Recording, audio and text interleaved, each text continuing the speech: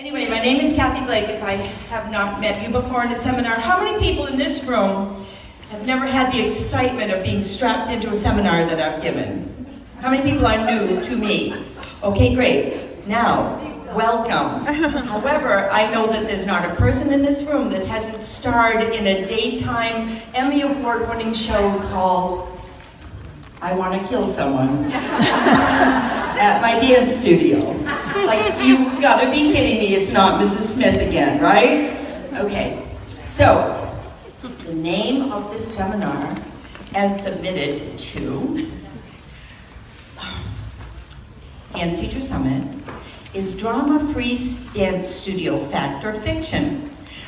So as people are coming in, I just want to thank Dance Teacher Magazine and Karen Hildebrand, who is the editor here, sitting on the floor, for giving my daughter Suzanne, who is right here. We have been contributing editors for Dance Teacher Magazine for 10 full years. Yes, pretty amazing. We're not editors. Every time we have drama at the studio, I say to Suzanne, I said, this is content, just more content. This has been cursed upon us by Dance Teacher Magazine because they want us to have something yet else to write about, right? So we contribute to the column called Ask the Experts. We've had the privilege of 10 solid summers in a row, having no vacation time, but having to come to the Dance Teacher Summits instead, you see, and being with wonderful people like you. It's been a great privilege for us who, my daughter started DanceStudioOwner.com, which is part of the Rev Up Brands, and we consult and teach in the dance world for business management, and in particular, I have a master's degree in psychology, which I went back in my midlife to get in psychology and religion because I thought, I have to try to figure this out, like how to deal with people and these parent issues and my own life and everything that was going on. So I said, I'll get a double major in psychology and religion because whatever I don't understand, I can pray about. And there are lots and lots of days when neither method works, just so you know, like it's really hard work. So I want you to know that drama is real and it's important and it's not something that you have to consider is negative. We give Emmys to Best Supporting Actress in a daytime drama, right? Dramas tell the story of our life. And what I want to encourage you about is the fact that what I hope most for you to get out of the seminar is by the time you leave to understand the difference between drama that is destructive to you, your programs, or your staff, or any of your parents or any of your kids, and drama that is actually the excitement of being in a business that you care about. I had a very, very strange experience. So I'm about to start my 45th year of studio ownership and direction. And when I started in southern New Hampshire. Our studio is in southern New Hampshire in a very affluent area. And I grew up right outside of the Boston area. And I grew up where I thought a paddle turn was an advanced step. Do you understand? Especially if you could go in both directions at the same time. Do you understand? A double time step was like all you needed to do to get into the Rockettes. And it was just like a whole other era. I had my first dance class when I was 3 years old, 67 years ago. Yes, and I want to tell you how dramatic it was because the television was invented the year I was born. I'm about to turn 70 in just a couple of weeks, and I'm very excited that I've lived long enough to be able to tell you about it. And my mom was a teenage mom. She was 16 when she got the good news that I was coming. And there was no TV. We didn't own a TV. She didn't dance. There was nothing dancy about it. Captain Kangaroo hadn't even come on the scene. Do you understand? And for some reason, when I was 2, she said that I asked her for a dance birthday party, and that I had favorite songs that I would just move and groove to certain songs that came on the radio and not others. And she didn't know what was going on, if I was switched at birth or what, because she just grew up on a farm and I was not anything she'd ever seen. So I was born to dance. And my mom was only 19 when I turned 3. She had to wait till 3 to bring me to one of these little programs in a little, like an Elks Club or something. People didn't even have dance studios back then. I mean, it was outside of Boston. It was pretty rural. And it was just another world. You have to realize we live in this phenomenal world of dance.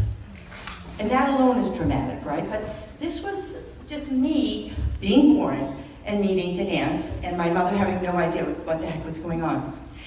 So to give you a little bit of an idea of how wonderful drama can be, drama colors our lives. It's important. We want our students to go on stage and not go,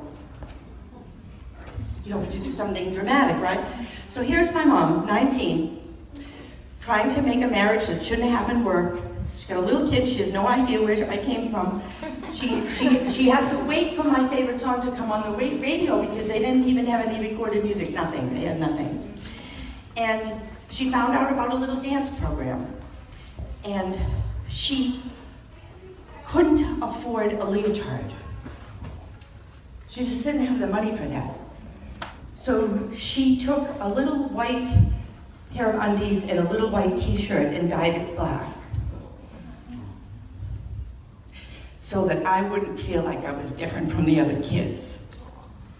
And I went to my first dance class in underwear because I had a mother who heard me, listened to me, and felt a responsibility to somehow nurture a gift that she saw in me that she had never danced or taken a dance class. She then took in ironing, because people ironed back then. She took in ironing, this 19-year-old girl, and did ironing so she could pay for my dance lessons. And then she learned how to sew, so she sewed all the little bunny suits. I had a bare midriff my first recital. I started the look.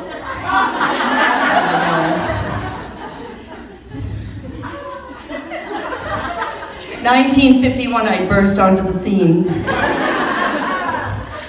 It was dramatic. I had bunny ears. This was pre-Hugh Hefner. I had bunny ears, I had a bunny tail, I had bunny fur, and I knew how to tap. And we have an extraordinary picture of me. My mother kept taking and ironing, so that she could get a professional photo of me. She has a photo of me in my bunny costume, and it was like this, with my little tap shoe on, with all the hand stitching on my little bunny suit that she made everyone's bunny suit in the whole class so that I could have one. And it's hanging a picture in the front waiting room of our studio with my actual bunny suit in it, in one of those like special cases. And every mother's heart is touched when they walk into that. And when a heart is touched, it's a dramatic moment that is worth living for, yes? And when a heart is damaged, it's drama that you must go after like a mama cub or a papa cub, papa bear, right? So we're going to talk about the difference. So I think I was born a little bit into a dramatic scene where I could easily think of all the children who might be born into such a scene and never have a chance to have their dream come true, right? To ever have a chance. I've traveled the world dancing. I've danced I worked for a cruise ship teaching the cha-cha. I was my first husband, Suzanne's dad, and I, North American swing champions. We were danced to the United States Championships. I was saying before, I've been feathered and rhinestoned most of my life. It's from the bunny suit, it affected me. And my mother has been at most every recital till the last few years when she couldn't walk enough and it was too hard for her to get there. And she's still alive, thank God. And I have been the storybook kind of person where I excelled at mediocrity and it got me far in life. I sort of never was a famous dancer, but I had all kinds of opportunities. I have always had joy, and I've had this opportunity here again. And I once was hired I have over 100 dance instructional videos that have been sold at Goods, got me to work on the cruise ship, got me doing all this stuff. And the woman called me and she said, I'm looking for a dance teacher who's sort of attractive but not really beautiful, who's kind of, I was in my late 30s at the time, who's not really old but not really young, who's like a good dancer but not like great, like a champion, and I think it's you. I said, you have found your perfect little middle of the road, what would you call it? High gold dancer.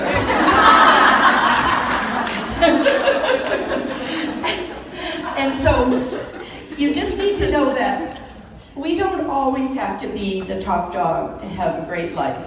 And we don't always have to be part of the lifestyles of the rich and famous.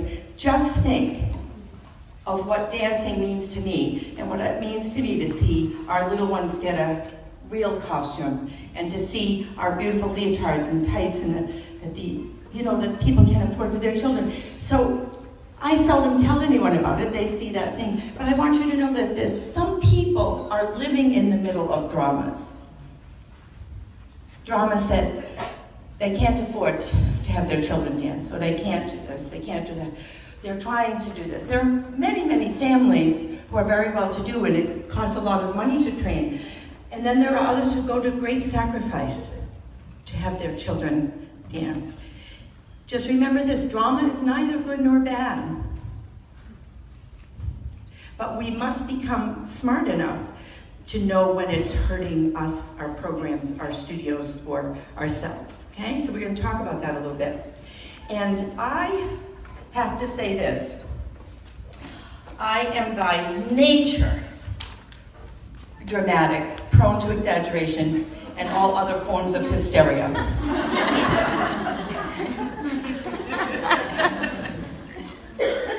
It's part of my charm. So I'll have my assistant director come to me and say, you know what, I got another call. I said, you gotta be freaking kidding me. So I should be able to say, well, I'll speak to Mrs. So-and-so. No, not me, not me. Not me. It's like a spit comes out of my mouth. I break out into a sweat. I'm like, okay, so fact or fiction? Let's look at this. All right, so I'm going to read a couple of things to you. But you need to know that you're not looking at somebody who manages the craziness of this business without like a lot of hard work, okay? Part of my calorie expenditure every day is managing drama. Okay, there's a normal amount of emotion that we can expect from our students, parents, and faculty. A lot of times, my faculty drives me freaking batty. Like, not so. They make a big deal about everything. And I try very hard to, do we not talk them off the ledge constantly?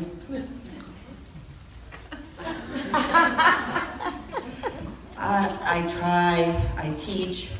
It is the nature of humanity and the nature of our business. We are passionate people, and we want to be able to harness the passion. But as such, it's not only a passionate group of people that we are, but what are kids about their dancing? They're passionate. What are parents like? I'm spending on this, and they can't stand to see. Now, the culture, don't even get me started on the culture of how we can't stand to see our kids get upset about anything if they don't get what they want, right? You know?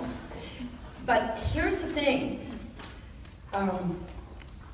It's that very fire in us that's beautiful. It's the fire, it's the love of a parent for the success and the hope for the success of their child. Your heart, it's like these wildfires in California. I mean, I read about them and I'm just like, it's so scary. California is so beautiful, and you know, California, and yet out of control, what happens? Utter and complete destruction. You have to see how to recognize negative drama like a wildfire, right? Fire in itself. In New England, what did you get for your wedding anniversary, Suzanne? Firewood. Firewood, yes. Mother sent kiln-dried firewood for the anniversary because we live for our beautiful fires in New England all the time, from about July 4th to July 3rd. And then we start again. But you see, drama is the fire of life, and it can be destructive, out of control. Okay, so that's what we're really going to address here. We're going to learn how to effectively solve problems in the area of bullying, gossip, threats. You know, I have a lot of other choices. I could be taking Sarah up the street. Yep, I have. As a matter of fact, kind of like when you go into a hotel, here are 5 other dance studios in the area you might like to choose. Okay, kind of like the restaurants when you come to a hotel. Do you see? So what you want to do is, how do we get non-reactive to that? Well, it's not easy. So we have to learn how to manage our reactions because people, you are having them, right? Do you have somebody threaten you or kind of like be nasty and you just sort of go, oh, I just woke up today so you could like accost me. Yeah. I started a dance studio so I could put up with people like you. Couldn't wait.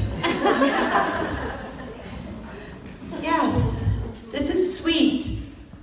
I woke up this morning and meditated and came into the studio peacefully, so you could come in here and harass me with yet another threat. See, this happens and it's like, what do we do when we're on an airplane flight? They say, keep your seatbelt on, right? Because we just did a cross-country flight. But we love it when the pilot comes on and says, we're about to have some bumps. Make sure your seatbelt's on, stay in your seat, because what do we know is going to happen?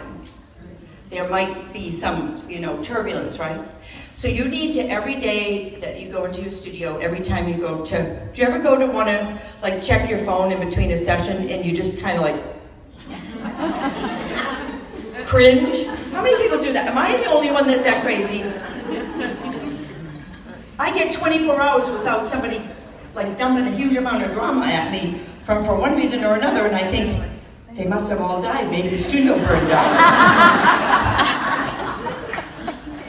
Yesterday, on the way here, Suzanne had an early session, and my office manager, because they're 3 hours ahead, she said, so I said with my lips trembling, and how's it going there without us?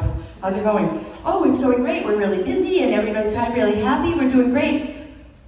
I said, Suzanne, is that the same person who works for me? Does she work for us? No, when things are going great, we're so traumatized half the time that we almost can't believe things should be going great. Yeah. Oh, and then you say to yourself, well, that won't last long. Am I really, is it just people in New England? No, it's the nature of the beast, right? Okay.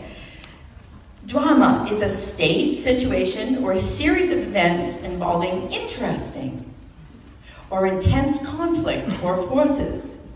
Isn't that fun? A serious tone or subject. Now, how many people know if you didn't get the part you wanted in the Christmas production, or you didn't get advanced in your team, or you didn't get put into the proper ballet level, that all hell breaks loose, right?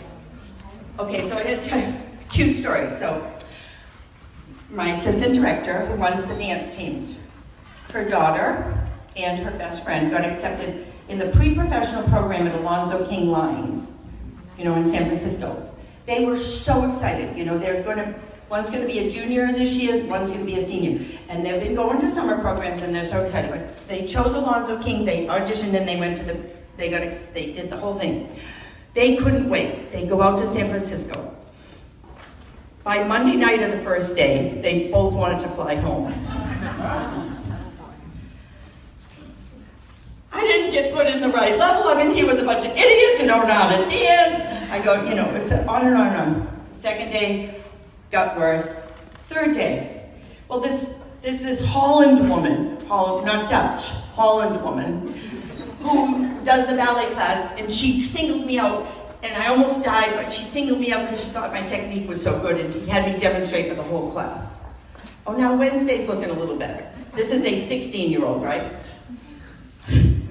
My assistant director sends me a text. She says, there aren't enough martinis in the world to get me through this program. Dry martinis, dirty martinis, flavored martinis. There aren't enough martinis to get me through this program. It's been like this, peaks and valleys, up and down. This kid's driving her nuts. And what is she doing? She's being a kid who cares to do well. She's being a kid who's been thrown out into a program that's like what she's never been exposed to before. Knees knocking. She looked like the scary one in The Wizard of Oz going into 3-hour ballet class with Alonzo. I can't do this, right? So I'm trying to say to Liz, my assistant director, I said, Liz, this is natural. You tell me it's natural, I'm going nuts. I get the calls in the middle of the night. The time change is driving me crazy. She's going nuts. I said, so tell me what's the matter.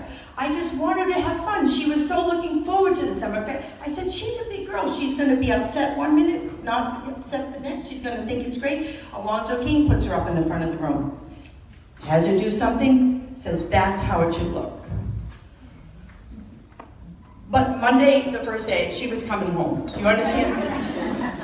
Martha Graham says, dance is exaggeration of normal movement. Well, it's exaggeration of like drama is just exaggeration of anything real that's happening, you see. So, just like turbulence, you put your seatbelt on, you recognize all of those things, and you realize that sometimes the greatest thing we can do is just be with people in their upsets, be with people in their concerns, be with people in their dramatic reactions and their overreactions and their upsets. So I was saying this morning, I had at least 10 conferences after our announcements of teams, and we were all breaking a sweat every day just dealing with the upsets with the kids. And my friend got advanced, and then I said, well, you know, sometimes it happens that you have to decide if you really want to work this hard. I said, you know, what really happens an awful lot to 12, 13, 14, 15-year-olds is you realize some kids are more talented than you. They're more flexible than you. They like dance better than you. And just because you've done something a long time doesn't mean you need to keep doing it. And so then the minute you say to them, well, maybe you should quit then. I suggest it before they tell me they're walking out the door. So, well, maybe you should quit. Maybe this isn't worth it to you. Well, no, that's not it, right? But here's the thing. They're discouraged. They're disheartened. How many of you are really fun to be with when you don't achieve a goal that you've worked hard for? If you want me to come to that party, I'll give you my address, but I doubt that, do you understand what I'm saying? How many of us are happy when we don't get what we either expect, work toward, or want? Oh, yes, that's lovely. Right? That's lovely. We just don't do that. And because we work so hard with people, and we work so hard with the business, and we think they should understand that it's in their best interest that they're in level 2 ballet for the 4th year in a row. But they don't, because their best friend went to level 3 and was in level 4, and they're in the same grade in school, and it's people. They're humiliated. They're embarrassed. Kids and parents don't do well when they don't succeed. And that can be at the heart of a lot of drama, right? At the heart of a lot of drama. We're going to talk about some of your dramatic things. And I'll get over to some of the negative things. But we don't do well when we don't get what we want as a species. We don't do well when we're humiliated or embarrassed in any way. I remember being hugely embarrassed when we had a couple of studio splits, and I didn't want to go into Walmart anymore in town because I didn't want to run into anybody that had left our studio for the other studio. Do you understand? And I was like, it was bad enough the betrayal, but I felt humiliated so the experiences of not being good enough, right? What do we all feel like when we fail? It's like at the competitions. The kids get crazy when they don't do well because they feel like it's just horrible for them. So the drama that comes in awful lot comes from their own woundedness or their own lack of achieving what they had set out to do. And it's very, very difficult for them. And then, of course, you get the one that gets the triple platinum and comes in number 1 overall, and then you've got the rest of them that are down in the deep 20 somewhere. And she comes into the studio. And how many people here suffer from the competition within their own kids, one to the other? Oh, then don't go even there with the mothers. We had a group of mothers who stopped talking to each other at the studio. They were so fierce and they were so negative on social media. I'll get to that. I'm saving the fun parts. Over the election. Oh yeah, the parents won't talk. At our studio, the Democrats won't talk to the Republicans. I said, well, I'm a registered independent, thank you very much. I'm going to have a neutral stance here. No, I can't make this up. And there was like huge drama about it. And negative things being said, you know. So, and then, if you look at our culture, what are these kids seeing all the time? What kind of modeling are they seeing? So we're up against a culture that feeds on drama, feeds on negativity, feeds on having, like, you feel powerful if you have a negative opinion about somebody. When we had a studio split about 5 years ago, one of my mothers who adored us, loved us, those of us who were loyal to us and thought we were wonderful, it decided she was going to leave for the teacher who took, 30% of our students.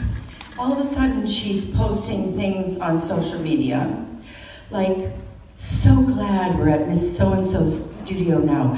We don't have to have any of this. And she, a litany of nasty things that we did, and I'm like, was I in the same place as this one? But she, for whatever reason, felt like putting that out on social media made her somehow either more in the eyes of some. You just can't even figure it out. How many people can just not figure it out? But some people do sometimes. You can't even figure it out. So we just blocked her on everything.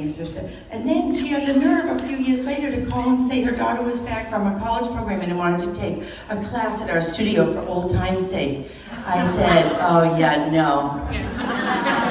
Oh no. No welcome mat here, thank you very much. People, and this is the sad part. A lot of people say and do cruel things to people, and they don't even feel responsible for it or have any idea of the impact upon others, and the same with the kids. We're kind of stuck with this, aren't we? Yeah. So, as we go through this little time together, we are going to go to great lengths to be able to identify what is negative drama and what is positive and what is just to be expected. So what we try to do, let me just read a couple of things, so I do hope you will print these notes out. What can we expect from people as predictable behavior? We can expect them to be unrealistically dramatic and reactive to everything that doesn't go their way. They will only like you when they get what they want. That's just how it goes. Am I being unrealistic to say that? No, it's really true, isn't it? Okay. What do you do? This is our big section here now. I'm going to share a personal experience. What do you do when you become aware of negative drama that starts to tear down a team, that can be your faculty team, and disrupt the culture of your studio? So 2 years ago, I had hired, 6 years ago, a hotshot competitive teacher from another studio who she was looking for extra work, and I hired her, and over the course of a couple of years, she was pretty much running my teams, but she was a psychotic, like nutso. Really nutso. You ever see the movie Gone Girl? She could have started. I'm not even kidding you. She was a Hollywood wannabe. Well, anyway, as I'm watching this, something really horrible happened. I'm going to just tell you, you listen to me, people, you listen to me. Been around since I made my debut in 1951 in my bunny suit. 2 years before I fired her, I knew I should have fired her. Diffusing negative drama requires the courage of the cowardly lion, and you're not going to be going to Oz for it, people. Do you understand? You're going to have to pull it up out of your own bootstraps. I did not have the courage to fire her when I knew she was doing destructive things. And that is because our kids were winning. They thought, she was like doing nasty things, and there were little weird things going on and stuff. But then, the year that I fired her, our kids won everything. Choreography award, everything. And she was killing me softly with her. Just like Gone Girl, like a poisonous gas. Like, do you know what I'm saying? Insidious, evil. No, she wasn't even not nice. She was evil, like she was evil.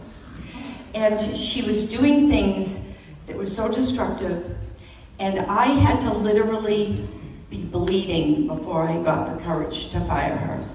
Because, and this is what happens in abusive relationships of any kind.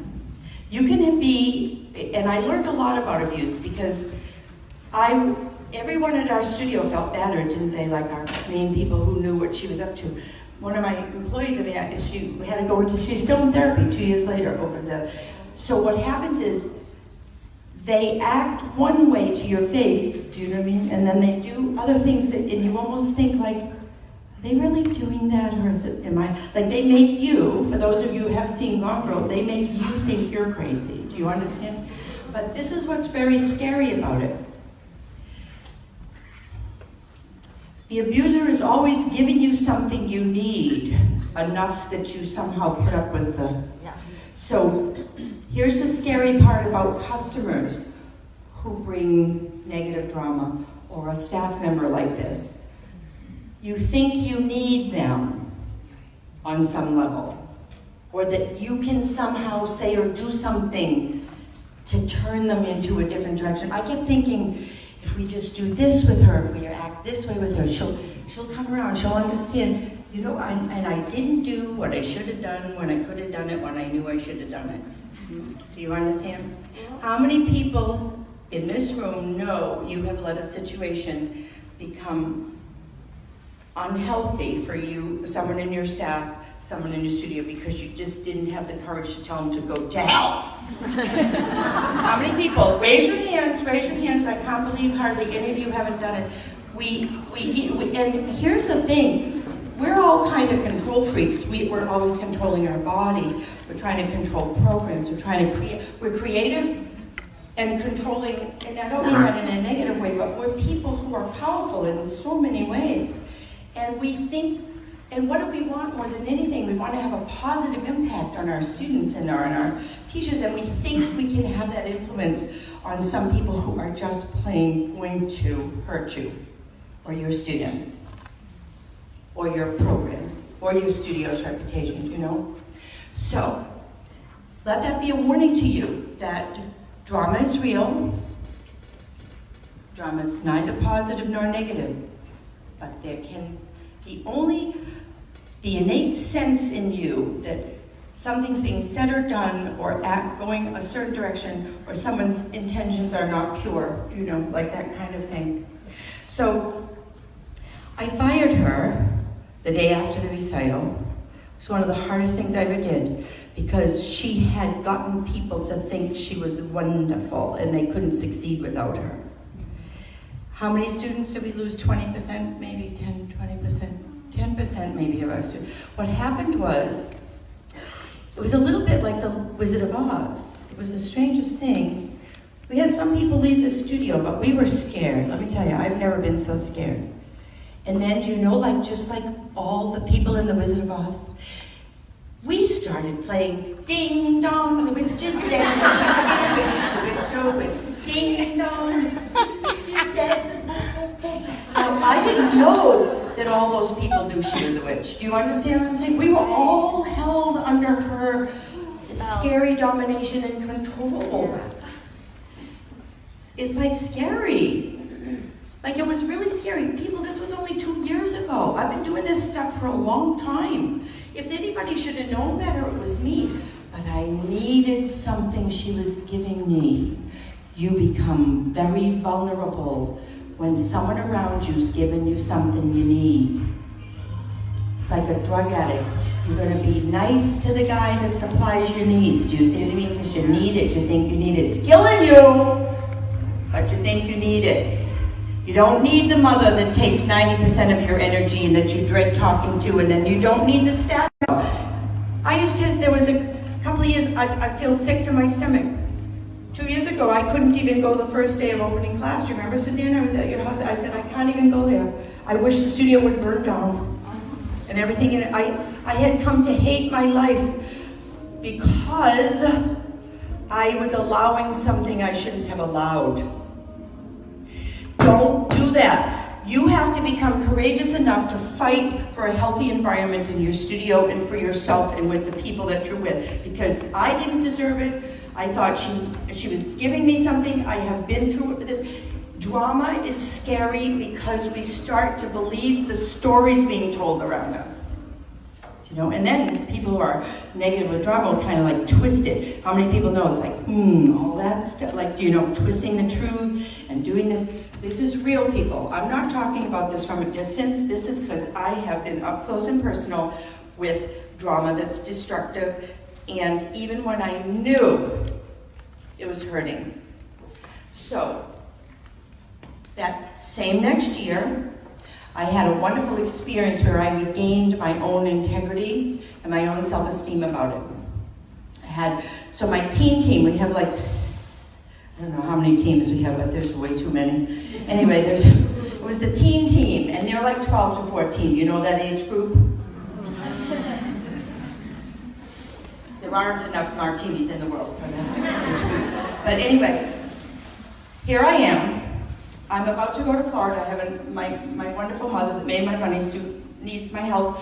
I was going to go to Florida, set her up in her condo down there. She walks with a walker. She needs daily help, all that. But we try to make sure that she can be living independently as long as we. I was leaving for Florida the next day. This was not this past winter, but the winter before. I'm packed, ready to go, thinking, oh, everything's all set here. How many of you have felt everything's going great, and then the bomb lands, the shoe drops, something happens. I get a text. Just found out that there's a text group in the teen team. The teen team had like 13 kids in it, and that there's a text group that's like dissing on, there's like 6 of them in it. There were 6 kids in it that were like doing this whole thing against the other 7 kids, right? 7 and 6, 13. I'm used to counting to 8. Okay. So anyway, I get some screenshots sent to me. I am on the way to the airport, right? I turn around, it's like, I'm trying to pack, get ready to go. I went to the studio because there was a rehearsal going on. They happened to be there, and I said, this is not happening. This is not happening on my watch. And because I knew that this was not good. We were trying to rebuild the teams after I had just fired this woman. Do you understand? We were vulnerable. We were trying to rebuild. And now these kids are like doing this negative stuff and all this junk's going on. So I come storming into the studio and I sat them down. It was by the grace of God, they were all there for a rehearsal right before I had to leave on this flight. They're all sitting down, all 12 or 13 of them. I said, just so you know, I happen to know that there's a group of you who have a private text group going on that are disparaging your teammates. This is a team sport. Now, we'll get to the fact that what's in your contract, what's in your agreements, but in their contract to be on the team, it was that they couldn't do this, right? You must have this stuff. That's like a whole other thing. You must have this in writing, and you must have rules and regulations, or you have nothing to fall back on. So they were breaking the rules, and I knew who the 6 of them were. Bullshit. Did you hear that over there? Yeah. Okay. And I knew who they were, but I was not going to call them out in the group. You should have seen the eyes. And I said, and I know who you are. As I stared at each one of them. I'll get you, my little pretties! I know who you are. And I said, and I'm on the way to the airport. And I said, I'm going to give you exactly 36 hours, which was going to be like to a day and a half from there. So I'm going to give you 36 hours, and the 6 of you are going to have one of your parents call me after you tell them what you did. and show them your texts after you tell your parent. I said, and you're gonna call me, I'm gonna give you my number, write it down, all 13 of you, and of course the ones that don't know, because they've been being dissed on, don't know what's going on. And I said, and you are gonna call me, and you're gonna apologize to me, and you're going to be sure that I speak to one or both of your parents. 36 hours out, that's how it goes. Well, I have my little 3-hour flight to Florida. I get off the plane, you put your text, bing, bing, bing. Miss Kathy, I'm so sorry, it's not like me to have been like that. Oh, no. But guess what I learned? I confronted it directly and immediately, and I made them accountable. There was no accusation. I made them come forward, right? They just had to do this. Do you know that we haven't had, that I know of, that was a year ago, February, not one problem with one kid since that time, because they know how it will be dealt with. And I had to learn that the hard way. I'm a slow learner, let me just tell you. But they had to send me a written apology. They had to have a parent call. I had to speak to them. The parents were horrified. You wouldn't want to be there when they had to tell the parent what they had done. Do you understand? Now, then, since that time, I had a couple of parents who have done certain things on social media that I got a little wind of. And I've called them in, and I said, you know what, Nancy? I said, you've been here a long, long time. I said, but I see that you're still, I said, you have the right to do whatever you want on social media when it's not directly related to one of our team pages. I said, but it's been brought to my attention that you're liking and making comments about this teacher that I fired 2 years ago to her page. I said, and I feel like you do XYZ for our studio that like, it hurts us, like it bothers us. I said, I'm not sure what your relationship is, but, oh, you should have seen the sparks fly. She was like, you have no right to tell me. I said, I just told you I don't have any right to. I'm telling you how it makes me and the other members of the staff feel. We feel like we aren't sure how we can trust you. You say that you're like wanting to do this. I said, and I can't say anything about it, but I said, you know that this person very specifically hurt our studio and our students, and I'm just concerned about that. I'm just letting you know that I would not be able to live with myself if I didn't share with you that I find that difficult, that people keep coming to me and telling me that you're like all slobbering over this woman. And I said, and you can keep doing that. I said, but I would have felt bad if I didn't let you know that I felt. Well, then we did some texting back and forth, and we did this and that, and now she's all like in this whole other space. And so I don't have the right to tell them what to do when it's not directly on a studio post or something like that. But I do have the right to be honest with people and to be able to confront directly that which I feel is hurt, because people were talking about it. If people are talking about something or upset about something, then you need to be able to say, where there's smoke, there's fire, people. Do you understand? And with your kids, whatever way that you handle that. So we have a code of ethic. Our code of ethics. It's on our site, dancestudioowner.com, if you want to visit it. And it's about leadership and integrity and being responsible in what you do. And we have it printed in a little slip in every one of our 4 waiting rooms. We have 4 studios under one group.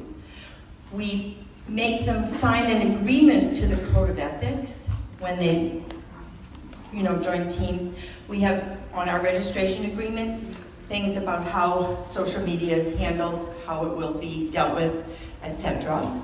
And all of these students that did this, we told them that if you do anything else that disparages any one of the students in any part of this program or this, you will be dismissed from the team and you will not be able to rejoin. There will be no penance you can do, right? So we've had to ask students to leave. We have had to get lawyers to ask people to leave the studio. We've had to deal with, I had one teacher ask for a restraining order on a father. Do you know? Oh my God. People are crazy.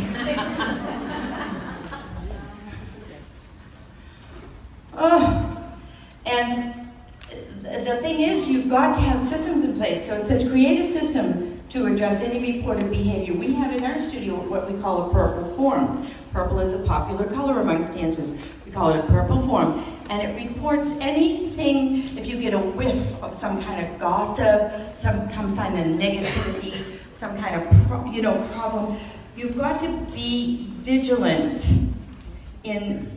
Police patrol the streets even when no crime occurs to them to be being committed.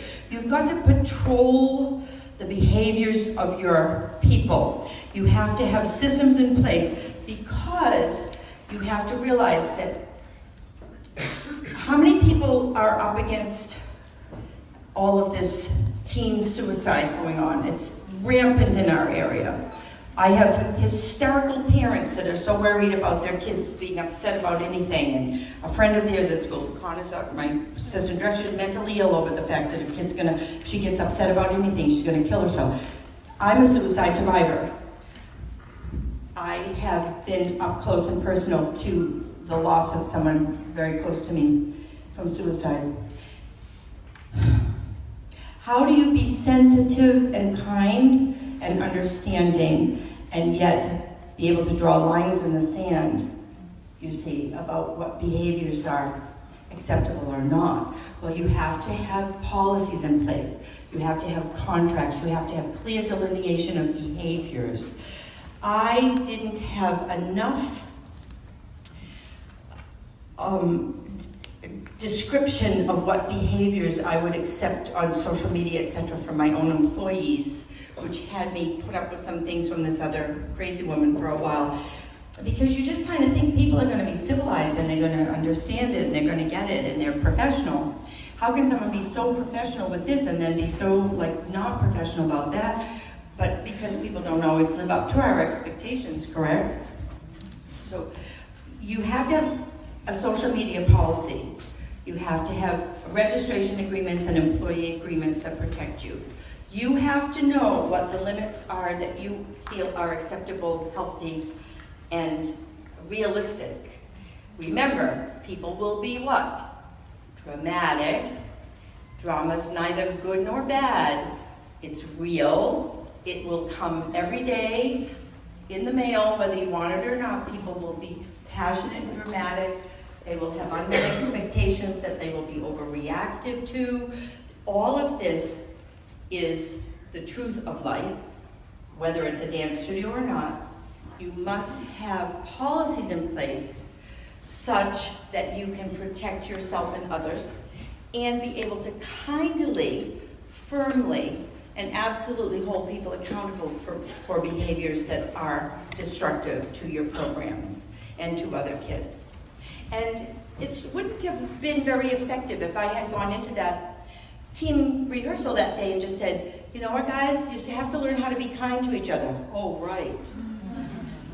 This is, it's not Sunday school. Do you know what I'm saying? They're not going to do that because it doesn't work that way.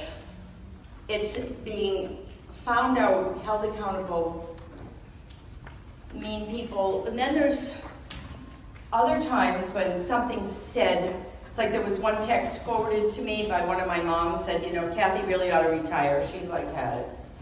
I said, oh, she doesn't understand. We're going to revive the bunny suit soon. I said, I'm going to start the senior follies. She's going to be sorry when I do a solo in the next recital in my new revived bunny suit. Did I call her and say, and you're a jerk too? No, but that's what I want. Yes, but guess what? I know how she really thinks about. I know what she really thinks about me. And I'm just sweet to her. You need to know what's going on, what's being said, who's saying it, as best you can without being completely paranoid and schizophrenic. Do you understand? But seriously. Okay.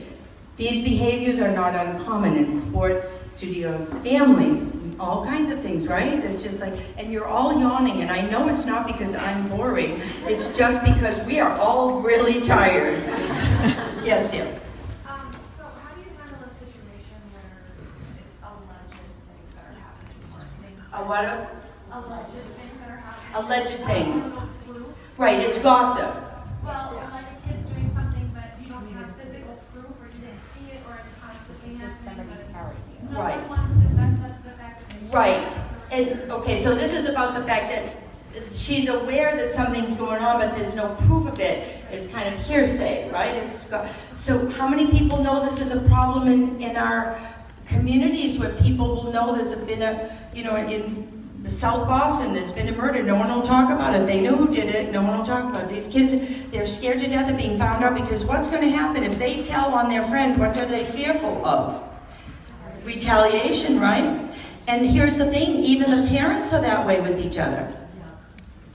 So I had one mother say, I can't even walk into the studio anymore. I can't stand the drama. I said, you know what? When I walk in here and no one's here, it's beautiful. So there's no drama here till your kid gets here. I said, I walk in here, it's gorgeous. The cleaning lady's just left. I'm having a ball. It's quiet. It's beautiful. I have a sign that says it's a drama-free environment. And then you walk in and your daughter, and it just changes. Funny about that. How many people know that half of the people that are accusing you in your studio of drama are the ones that are making it? Oh, yeah. Yeah, they are. They're the ones that are doing it, baby. Dear Lord, why did I ever choose this subject to talk about? So, have a system in place. So on our purple form, a teacher has to report something they hear or see that they feel is somehow detrimental to their program or is something that should be addressed or concerned, or is concerning. So you want to, as best you can, if it's hearsay and you have any wherewithal at all, you'd want to call a few people in that might be involved and say, I've had a situation brought to my attention. Can you tell me, is this true or not true? Because I really want to help the situation. The only way to diffuse drama is to confront it. If you keep talking about it, what's going to happen to it? The wildfire keeps growing and getting out of control. The only way to fix drama that you consider negative is to confront the people that are involved in it, the situation, and don't be afraid to say, I would hate to believe this was true. I don't want, but part of my job is to keep a healthy, safe environment here. So one of the things I'll do as a parent, Mrs. Smith, I know you want, Melissa to succeed, but part of my job is to keep a healthy, safe environment here, and I'm concerned over a few things I've heard said. Can you help me to know, is this really going on? Are kids being mean to your daughter? Are they upset about this? I need to know these things so I can help. And then right away it'll be like, phew, it's like putting a pin in a balloon. So it gets out of control because it's not addressed. What they'll say about a California wildfire, it's only 5% contained. Well, see, until it starts getting contained and you water the edges of this thing, you can't contain it, you can't fight it, you see? So you cannot leave any kind of drama untouched. Okay, do you understand? You have to go after it. You have to protect your studio. What is your job? To provide a safe, nurturing environment for your students and to learn and grow. For your parents to be able to appreciate that their children are in a safe learning. So if I even get a parent about something, I'll say, Mrs. Smith, it is my job to provide a healthy environment here for the students. And I'm afraid that there's some behaviors going on here that I'm concerned about. Or I notice that so-and-so is really depressed when she comes into class. There's something going on in her life that she seems suddenly sad or unhappy. Do you see what I'm saying? So, because what will happen to a kid if they're bullied or something? They withdraw, right? They get kind of, like that. So, let me just finish this up for you people. So 5 guidelines. Ready for us to finish up? Have clear policies in place. You must know what you expect and what you want for your studio, okay? You must have clear guidelines in place. And they have to be in writing. And everyone must have a signed agreement, whether it's a registration agreement for your team agreement, whatever you're doing, people have to tell you they agree with the behavioral codes you have set in place, or you have no leg to stand on. God knows we want to be able to stand on our legs, yes? Expect drama. Expect it, expect it, expect it. People can be unkind, petty, and consider themselves entitled to all kinds of treatment. We're always being compared to others. Your ability to manage the realistic affinities among people, that this one likes it. I have parents, how many parents? Well, she didn't get invited to the pajama party. No. Was that in our policy agreement that she had to be invited to the pajama party? Kids have friends. I had best friends and I didn't like Susie, and then I liked Susie the next week, and then guess what? That's how kids are. It doesn't say in our thing that they had to be invited to the pajama party. Everybody's invited to the lock-in we have when everybody's here, but there's nothing in here that says everyone in the team has to come to the pajama party. And I know it hurts her feelings, but do you see what I mean? Like, it's all that. Oh my God, help us. They have perceived notions of unfairness, favoritism, how things should be done. You have to be able to expect this kind of thing and not think you're doing anything wrong. People, you're not doing anything wrong. It's coming in the mail. Do you understand? When you open the key to the door, it's coming in the mail. Keep your cool. Set up studio policies with your trusted staff members to avoid any overreaction or reported incidents or rumors. Go after them. Don't let them just sit out there, because they will, like a wildfire, go out of control. Think quietly and calmly about how you want to handle any situation. That's after you scream and yell and say all kinds of bad things. The manner in which you address. You must be able to rise above the fray, respond in a calm and professional manner. That doesn't mean you have to be calm when you hear the news about it. It's like, if I have to put up with this one more time, right? And I said, we all get tired of this. We have a job to do. We need to create beautiful dancers. Damage control. Be prepared to hold people accountable for destructive behaviors. Be prepared. Be prepared to show them the map to other studios, out the door, wherever. If they're going to hurt you and your students, you don't need them. Let them know if it's a clear violation of your ethical standards. You deserve a respectful response. Always track a problem on paper. Always track it until it's resolved. We always do a paper trail on any issue, because otherwise what you're doing is just participating in the gossip and all that. You must do it, like, seriously. Suzanne is involved in hiring and firing at Revolution. They check everyone's social media account. How many people know you will not get hired in the 90% of the jobs out there right now if your social media account looks like you're nasty, angry, opinionated? So we try to teach our kids, what you say comes back to haunt you, right? Teach them that, teach them that.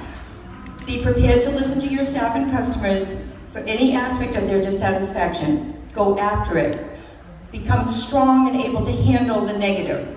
You stay positive. Do not let discouragement or negativity take hold. Learn from my mistakes. Be inspired by each other. When you get yesterday I had to send a text. I said, I will not listen to you complain about this other staff member. You call me back when you have a creative solution to the problem we're solving. You call me back and I'll get on a three-way call with you when you have a creative solution to the problem we're trying to solve. I'm not having you tell me that she's like, doing this, doing that. Do you see? Don't do that. You have to be bigger than the problem you're solving. Stay positive. Gratitude, positive attitude, and honest confrontation with anything. Your job is to protect your studio, your students, and create a healthy and safe environment. And remember, you learned it from a bunny.